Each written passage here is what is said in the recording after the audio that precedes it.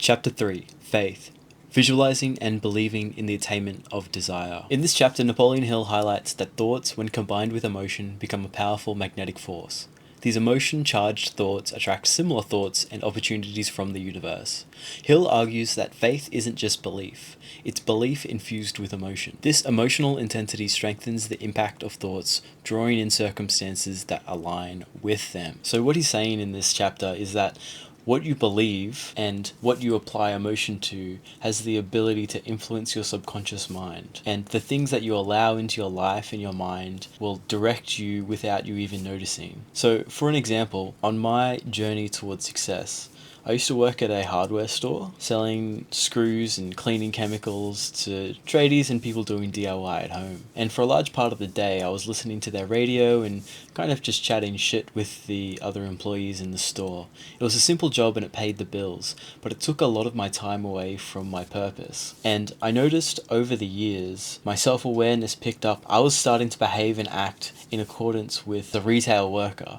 I began identifying with that personality, and I recognized that I was limiting myself. There's an interesting science experiment where people put fleas into a jar and then capped the lid so they couldn't escape. Fleas jumped and hit the roof. An ecosystem was built within that little glass chamber. The scientists removed the lid and the fleas didn't jump above the lid container anymore because they didn't believe that they could escape anymore, and even the babies of the fleas didn't jump higher than that. This conditioning is what keeps us limited and keeps us poor and in poverty. Napoleon goes on, the process of autosuggestion, repeating affirmations, helps embed these emotionally charged thoughts into the subconscious, which then works to bring them into reality. Hill uses Henry Ford's story as an example. His unwavering faith, mixed with emotion, attracted everything it needed to bring the Model T to life, despite doubts from others. The story of Henry Ford is quite interesting. Henry Ford wanted to build a vehicle, except his engineers didn't understand how to make it happen. His faith in them and his unwavering judgment that it was achievable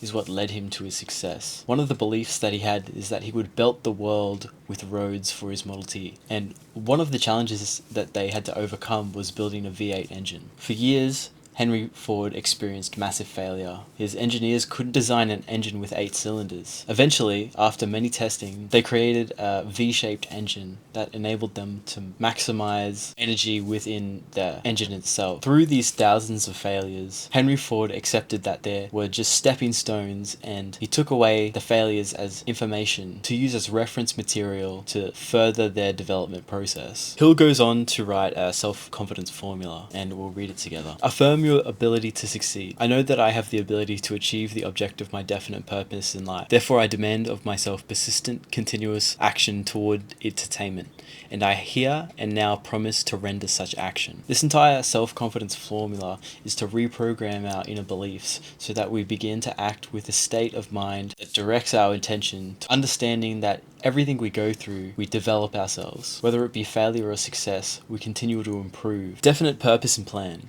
I realize that the dominating thoughts of my mind will eventually reproduce themselves in outward physical action and gradually transform into physical reality. Therefore, I will concentrate my thoughts for 30 minutes daily upon the task of thinking of the person I intend to become, and I will see myself as being that person. A story that comes to mind is when I transitioned from working in retail to a completely different industry. In Australia, they have a program called the National Disability Insurance Scheme that helps people with disabilities engage in the community and participate. For me, I saw it as a win-win. I could help someone else achieve a better life, and in myself, I would be given more time and more freedom to actually think and develop my understanding of this vision that I had within myself. I ran into struggles along the way because I was hanging around people in an intimate setting. It was one-on-one most of the time. I'd be driving them around to meetings or appointments or to do simple things like shopping. Unfortunately, with the NDIS, there's a lot of participants that engage in the community in unlawful and just degenerate ways. So I'd have to do a lot of redirecting and help these people manage their desires and emotions. And in doing so, I was actually helping myself and reaffirming my own beliefs. So a common thing that happens with the NDIS is you'll pick someone up from their house and then you'll take them out and then they'll participate in the community however they wish. We're not allowed to restrict them in any way, so we have to guide them and give them options when they choose to do something that's inappropriate or just bad for their health. So a big thing that would happen for me is I'd take people to go buy cigarettes, and that would be the whole shift. They'd sign up for a shift that was 3 hours long and and all they want to do is go to the cigarette store and pick up a pack of cigarettes and smoke the whole thing. Over time, I let this happen, but I was letting them fail themselves, and I was also letting myself fail at the same time. And after this happened a few times, I began to realize that they didn't have any other better options in their own mind that they could think of that would improve their life. So they choose things that were comfortable and things that they thought were just a way to pass the time and kind of get out of the house. I began to give them suggestions such as, how about we go to the beach and we'll get some sun, you can smoke your cigarettes down there. And it began to help them restructure their thinking in a way that the cigarettes weren't the goal anymore. It was participating in the community and seeing what else is out there. This came with its own problems because of the degenerate behaviour. Sometimes we go to the beach and all they want to do is look at girls. After failing myself and not being able to redirect them in a professional manner, I began to realise why they were doing this.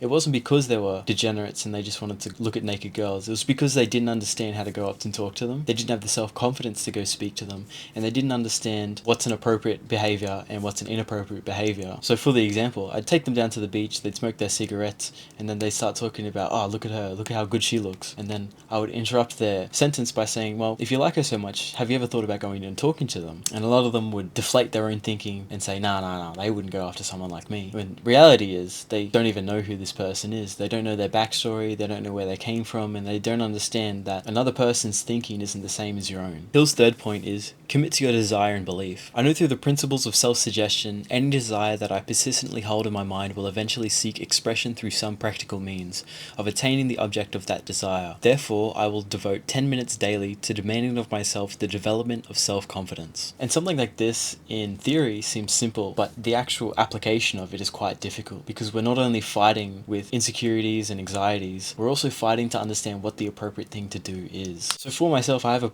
pretty good example of one time when I was actually able to help someone go out and speak to a stranger on the street. This is a person with depression and anxiety that was diagnosed by a psychiatrist. They believed that their self-worth wasn't good enough to go out and speak to someone, and I just simply led by example. By having this disabled person with me, I also saw in myself more confidence, because I knew that I wasn't the weakest person in the room anymore, and I had to be a leader and step up. I remember one instance when we went to a coffee shop and we're talking to the girl and we're making our order for coffees. As we're speaking, I could tell that she was quite an open person and easy to speak with. So I asked her about her day and the types of people that come into the store, and I was just talking to her without any judgments, and I was also speaking to her in a way that wasn't prying or trying to take anything away from her. After we finished the interaction, we got our coffees and left. And I was speaking to the participant about this when I was in the store, and I said, did you like her? Because they were bringing up that they were beautiful and they thought they were funny. And I said to them, well, you don't have to talk to these people in a way that is creepy or driven by your own selfish desires. You can just talk to these people. Get used to saying hello. If the conversation starts and something strikes up, continue it, because ultimately these people don't know what they're doing or what direction their life is going. For the vast majority of people, I'd say 90, even 99% of people are so easily swept away by someone else's story, the excitement to leave their own world. And as I'm talking to this participant,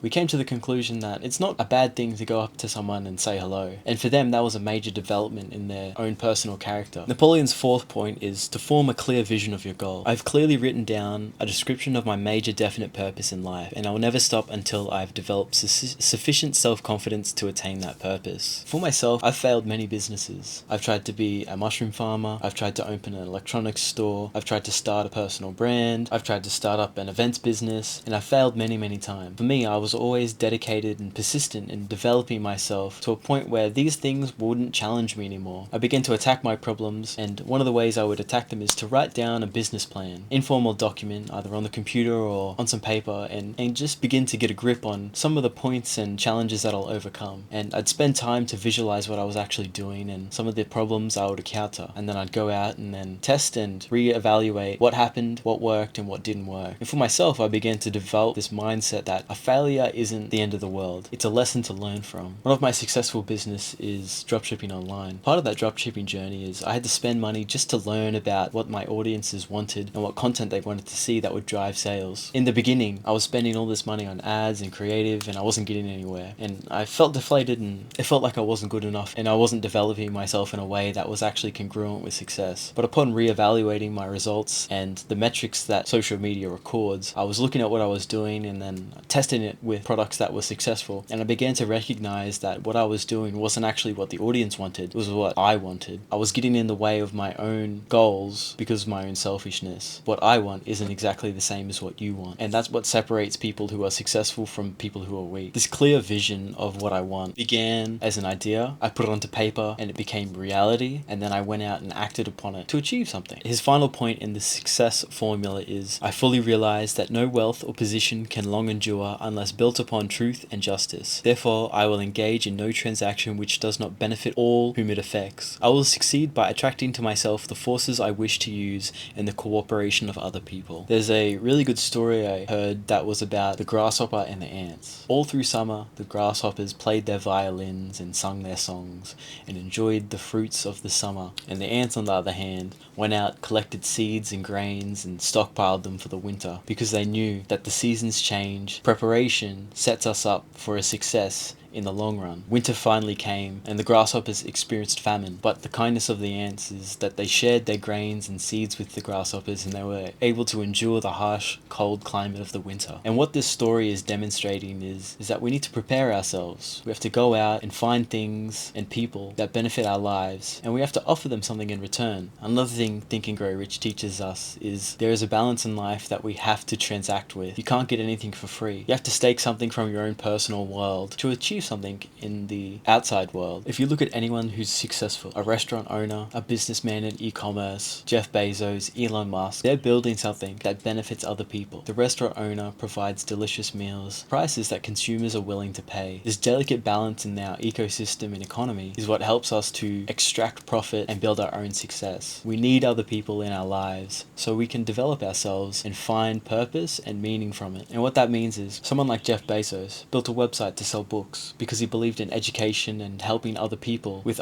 entertainment or education. Later developed into a global worldwide store with faster deliveries, better tracking information, and immediate access to content that people actually want. For him, he streamlined the process of finding information and entertainment online. And by helping other people achieve their own success, you in turn achieve your own success. As a child, we develop an ideology that we're indestructible and no one can hurt us because our parents have delicately crafted a safe space in our environment where we are able to flourish and grow. It's only when we leave that safe space that we learn that we are breakable and people will hurt us for no reason. And the lessons we learn along the way humbles us because we're able to dissect and analyze our situations and real life experience. So when it happens later on in life, we don't succumb to the same failures over and over again. I heard a story one time about relationships and the people we meet before we find the right person. And if you find yourself chasing the goth girl with family issues and who's emotionally detached, there's a lesson in that, and it's that our own self-worth has to be justified and we have to stand our ground and be righteous in our beliefs. Otherwise, other people will come into our world and hurt us because we've hurt ourselves by allowing these emotions and people who don't actually support us in ways that develop our personalities and characteristics. In the process, we become better and better people because of it. Our pains and failures is actually what drives us to be better. We have something to run away from, but we also have something to run to, and that's our faith. And our faith with these real world understandings is what develops us into better people. In conclusion, our faith is what will be our steering wheel on our journey towards a finish line. It's what will help us recognize good from bad and positive from negative. At first, we have to believe what we think we are and then go about the action of doing what that person would do. I've never met someone that went to the gym 6 times a week and wasn't healthier, fitter, and happier because of it. And that can work for you as well in your own journey. Picture in your mind what you want to be, find examples of people who are successful and ahead of you, and duplicate their success in your own world. You recognize that the success they've made is what you can achieve in yourself as well. This is the chapter on faith in the book Think and Grow Rich. If you want to read along with me and buy it, there's a link available below. I have a discount on the book at the moment. I also have the free PDF for those who want to read it for free.